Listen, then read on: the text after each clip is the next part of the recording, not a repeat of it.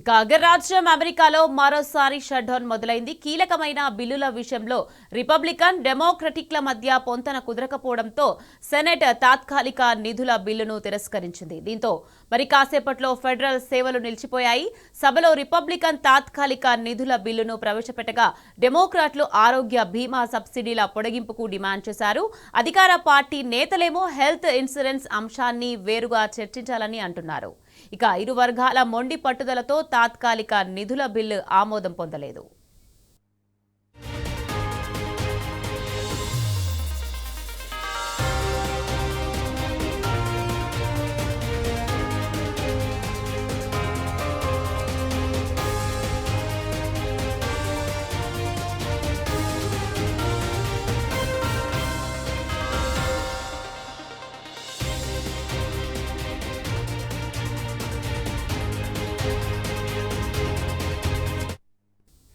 ప్రతి ఏటా October 1న America federal ప్రభుత్వం కొత్త ఆర్థిక సంవత్సరాన్ని ప్రారంభిస్తుంది.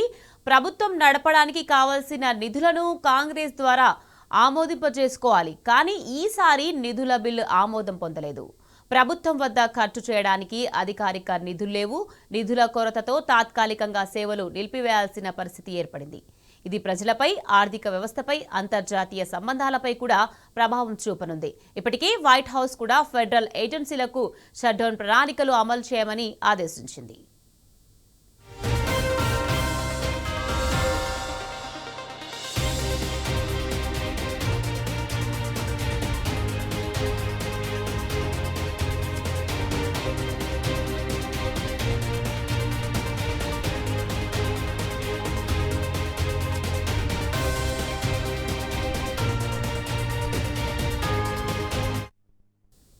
ఒకవేళ షట్ డౌన్ అమలైతే అత్యవసరం కాని ప్రభుత్వ కార్యకలాపాలు నిలిచిపోతాయి.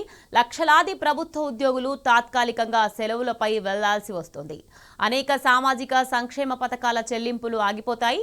అయితే డెమోక్రాట్ల డిమాండ్లలో కొన్నింటికి ట్రంప్ అంగీకరిస్తే షట్ డౌన్ను నివారించవచ్చు.